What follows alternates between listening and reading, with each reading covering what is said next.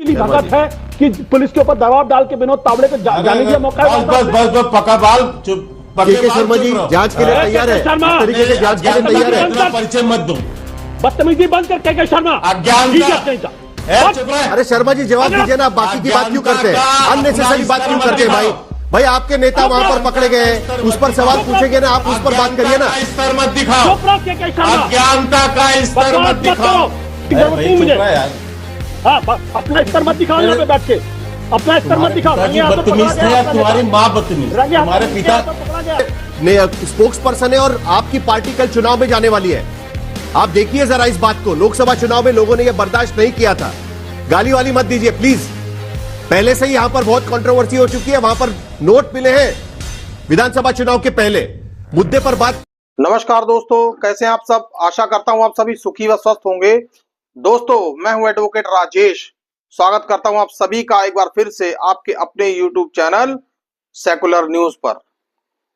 दोस्तों जैसा कि आपको पता ही है कि आज महाराष्ट्र में और झारखंड में वोटिंग हो चुकी है दोस्तों, और दोस्तों 15 विधानसभा की सीटों पर भी वोटिंग समाप्त हो चुकी है।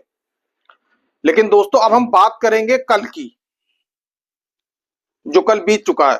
दोस्तों कल सारा दिन एक खबर ये चली कि भारतीय जनता पार्टी के नेता विनोद तावड़े कैश के साथ नाला सुपारा के एक होटल में पकड़े गए हैं।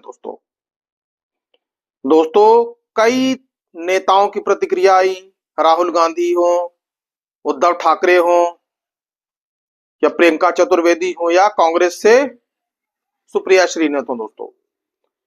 दोस्तों कल शाम को आज तक चैनल पर एक डिबेट शो हुआ था दोस्तों, जिसको साहिल शर्मा होस्ट कर रहे थे दोस्तों, और उसमें बीजेपी की ओर से के शर्मा और आशुतोष, जो कि पहले आम आदमी पार्टी के सदस्य हुआ करते थे, संगीत रागी आरएसएस से, और अन्य वरिष्ठ पत्रकार भी बैठे हुए थे दोस्तों।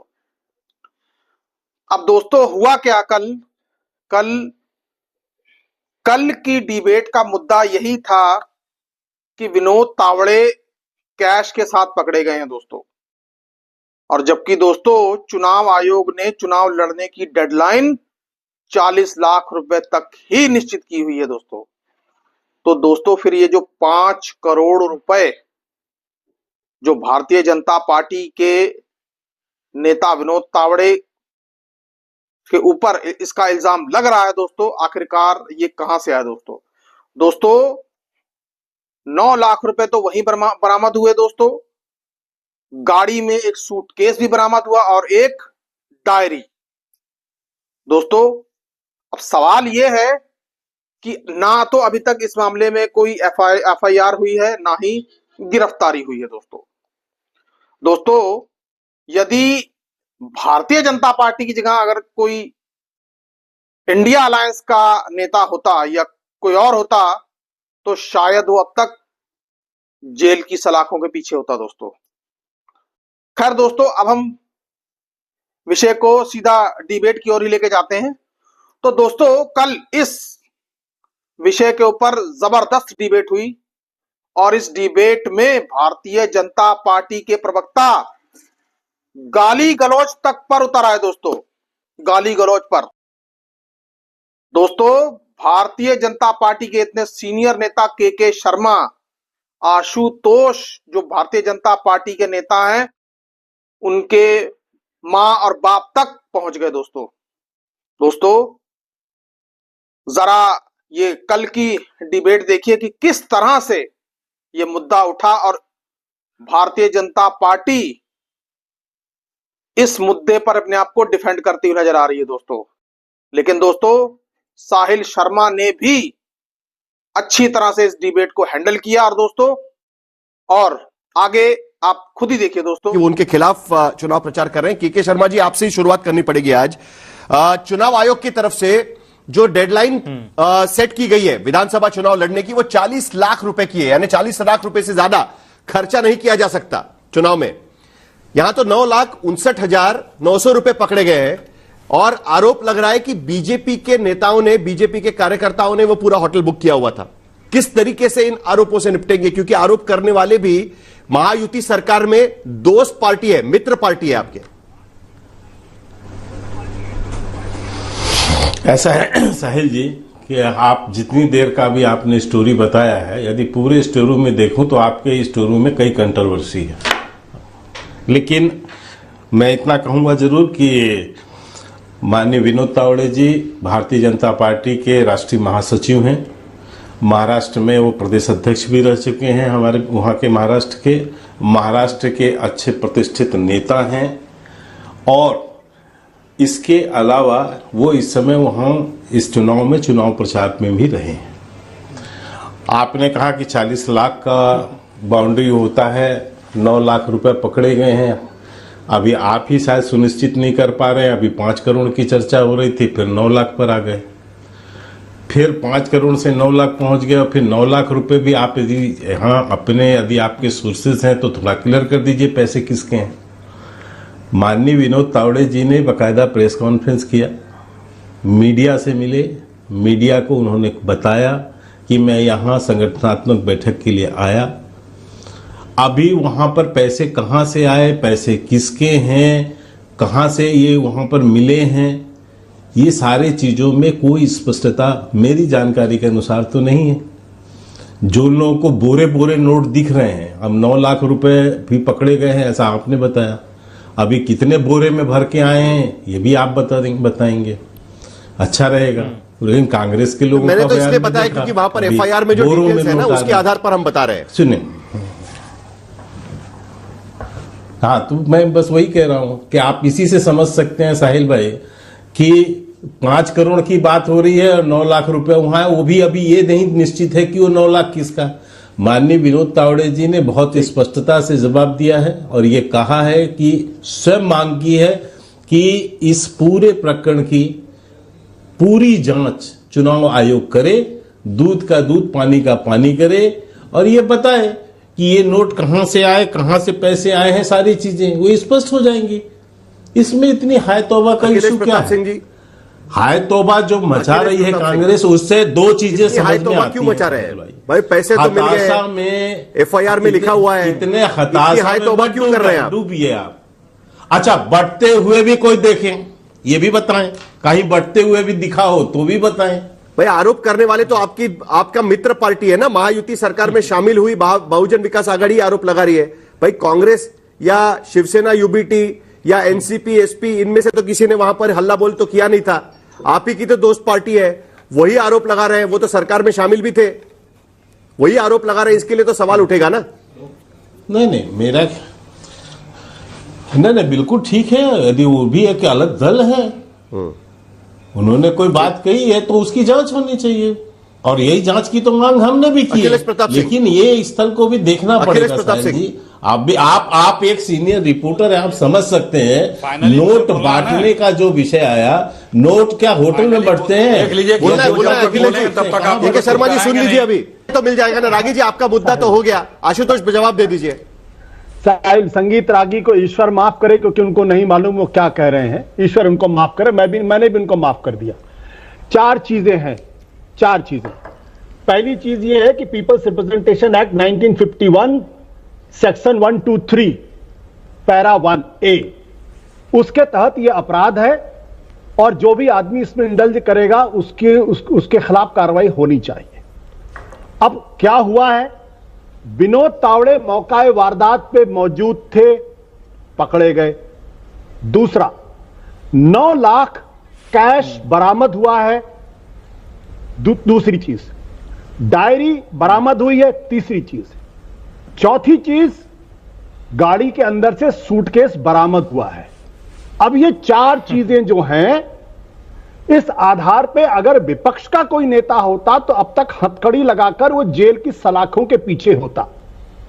सवाल महत्वपूर्ण है, सवाल महत्वपूर्ण यह है कि कैश का सोर्स ऑफ मनी क्या है। इसका जवाब एक ही आदमी, 2 आदमी दे सकते हैं, विनोद तावड़े और साथ ही साथ भारतीय जनता पार्टी का वो कैंडिडेट जो वहां से चुनाव लड़ा, नाला सोपारा।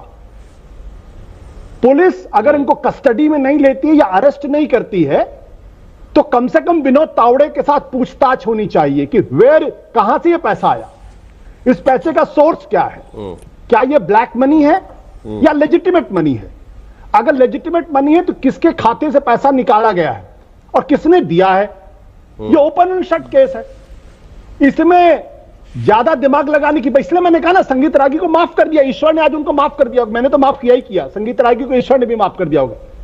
तो पहली बात यह है कि कैश बरामदगी, मौका वारदात पे विनोद तावड़े की मौजूदगी, उनकी गाड़ी के अंदर सूटकेस का पकड़ा जाना और साथ ही साथ वहां पे पुलिस का एफआईआर दर्ज करना। अभी तक विनोद तावड़े को कस्टडी में क्यों नहीं लिया गया है और उनसे पूछताछ क्यों नहीं की गई है। और अगर इलेक्शन कमीशन यह काम नहीं करता है तो इलेक्शन कमीशन पर भी सवाल खड़ा होगा। और एक चीज और है, महाराष्ट्र के अंदर इस वक्त बीजेपी की सरकार है, गृह मंत्री देवेंद्र फडणवीस हैं, देवेंद्र फडणवीस के ऊपर भी आरोप लगेगा कि क्या देवेंद्र फडणवीस की भी मिली भगत है कि पुलिस के ऊपर दबाव डाल के विनोद तावड़े को जाने दिया मौका। बस पक्का बाल चुप। शर्मा जी जांच के लिए तैयार है, इस तरीके से जांच के लिए तैयार है। परिचय मत दूं, बदतमीजी बंद कर के शर्मा। अरे शर्मा जी जवाब दीजिए ना, बाकी की बात क्यों करते हैं, अननेसेसरी बात क्यों करते हैं भाई। भाई आपके नेता वहां पर पकड़े गए हैं, उस पर सवाल पूछेंगे ना, आप उस पर बात करिए ना। स्तर मत दिखाओ, अज्ञानता का स्तर मत दिखाओ। मुझे पता है भाई जब जवाब नहीं होता है ना तब इस तरीके की भाषा का इस्तेमाल किया जाता है। भाषा का संभालना बहुत जरूरी है सर। मुद्दे पर बात करिए। 2024 है, लोकसभा चुनाव में लोगों ने देखा हुआ है, भाषा पर लोग नहीं वोट देते हैं। भाषा का इस्तेमाल जरा ठीक से करिए प्लीज। साहिल जी उत्तर दे दूं मैं इसका? हाँ उत्तर दीजिए, चलिए। साहिल जी रखनी चाहिए, कोई भी बात अम्बेडकर की जी पार्टी, उनको समझ लेना चाहिए कि वो क्या बोल रहे हैं। मुझे जवाब देने दीजिए सर, मुझे जवाब देने दीजिए, मेरा जवाब तो आने दीजिए। मैं अभी ये कहना चाह रहा हूं साहिल जी, मैं आपसे ही कहता हूं क्योंकि आशुतोष जी तो जिस स्तर से हैं मुझे पता है उनके विषय में, वो मुझे ज्यादा नहीं। ऑडियो बढ़ाइए। आप बताइए क्या ये क्लियर है कि ये 9 लाख रुपया, ये 9 लाख तो उससे सीखने की जरूरत नहीं मुझे यार। हाँ अपना स्तर मत दिखाओ यहाँ पे बैठ के, अपना स्तर मत दिखाओ। बदतमीज थे या तुम्हारी माँ बदतमीज, तुम्हारे पिता पकड़ा गया। मेरे पिता बदतमीज थे। अरे भाई गाली गलौच मत करिए भाई प्लीज, ये इस तरीके की भाषा नहीं चलेगी। लोग देख रहे हैं आपको, आप पब्लिक रिप्रेजेंटेटिव है, आप एक राजनीतिक पार्टी के स्पोक्स पर्सन है और आपकी पार्टी कल चुनाव में जाने वाली है। आप देखिए जरा इस बात को, लोकसभा चुनाव में लोगों ने यह बर्दाश्त नहीं किया था। गाली वाली मत दीजिए प्लीज। पहले से ही यहां पर बहुत कंट्रोवर्सी हो चुकी है, वहां पर नोट मिले हैं विधानसभा चुनाव के पहले। मुद्दे पर बात करिए वरना मुझे आगे जाना पड़ेगा। मैं मुद्दे पे आ रहा हूं, मैं मुद्दे पर ही बोल रहा हूं सर, मैं मुद्दे पे ही बोल रहा हूं। सिर्फ मुद्दे पे आइए प्लीज। उनके संस्कार को तो बताइए, शुरुआत तो उन्होंने की है। नहीं बट उन्होंने गाली थोड़ी दी थी, आप गाली कैसे दे सकते हैं? तो आप आशुतोष जी प्लीज बता रहे हैं, आशुतोष प्लीज बता रहे हैं। एक मिनट सुनिए, आशुतोष प्लीज, साहिल जी एक मिनट सुनिए। आप बाइस मत होइए कम से कम। वो मुझे पहले बदतमीज बोला है भाई, ये कैश तो दोस्तों आपने वीडियो देखा, आप वीडियो में आप क्लियर कट देख सकते हैं कि भारतीय जनता पार्टी के नेता किस हद तक भाषा की मर्यादा को लांघ रहे हैं। दोस्तों इस बात के ऊपर इस बात के ऊपर खेद व्यक्त करना तो दूर, उल्टा अपने नेता को ही डिफेंड कर रहे हैं। दोस्तों जरा सोचिए, यही कोई नेता कांग्रेस का होता या किसी इंडिया अलायंस के किसी और पार्टी का होता तो दोस्तों यही नेता गला फाड़ फाड़ कर चिल्ला के कह रहे होते और शायद उस नेता को यह मुजरिम ही बना देते। दोस्तों शायद भारतीय जनता पार्टी के नेताओं की यही नियति बन चुकी है दोस्तों कि भाषा की मर्यादा को लांघो और दूसरी पार्टी के नेताओं या पत्रकारों तक को गाली दे डालो। दोस्तों आज तक के मंच पर जो कुछ हुआ दोस्तों वो बहुत खेदजनक था भारतीय जनता पार्टी के नेता की ओर से। फिर भी के शर्मा ने अपने कहे हुए शब्दों पर माफी मांगना जरूरी नहीं समझा दोस्तों। और दोस्तों खुद आरएसएस के विचारक संगीत रागी भी वहीं बैठे हुए थे, उन्होंने भी उनको रोकना जरूरी नहीं समझा दोस्तों। तो दोस्तों इससे क्या समझ सकते हैं हम कि भारतीय जनता पार्टी यदि खुद कुछ गलत करे तो उस गलत को गलत कभी नहीं मानती। यदि दूसरा अगर कुछ गलत ना भी करे तो येन केन प्रकारेण ये कोशिश करती है कि उसको गलत साबित करने की। दोस्तों बहरहाल विनोद तावड़े कल एक्सपोज हो ही चुके हैं, कैश बरामद हो ही चुका है दोस्तों। अब सवाल जांच एजेंसियों के ऊपर है दोस्तों कि जांच एजेंसियां यानी पुलिस, सीबीआई जो भी है इस केस को हैंडल करेगा, किस तरह से जांच को आगे बढ़ाएंगी दोस्तों। क्या विनोद तावड़े गिरफ्तार होंगे कि नहीं होंगे दोस्तों, अब चुनाव आयोग को देखना है और तय करना है कि विनोद तावड़े के ऊपर क्या कार्रवाई की जाए दोस्तों ये वीडियो विनोद तावड़े से मिले हुए कैश के ऊपर था दोस्तों। आपको ये वीडियो कैसा लगा कृपया कमेंट बॉक्स में कमेंट करके मुझे जरूर बताएं। और दोस्तों आपसे एक विनम्र निवेदन है कि हमारे चैनल को ज्यादा से ज्यादा सब्सक्राइब करें दोस्तों।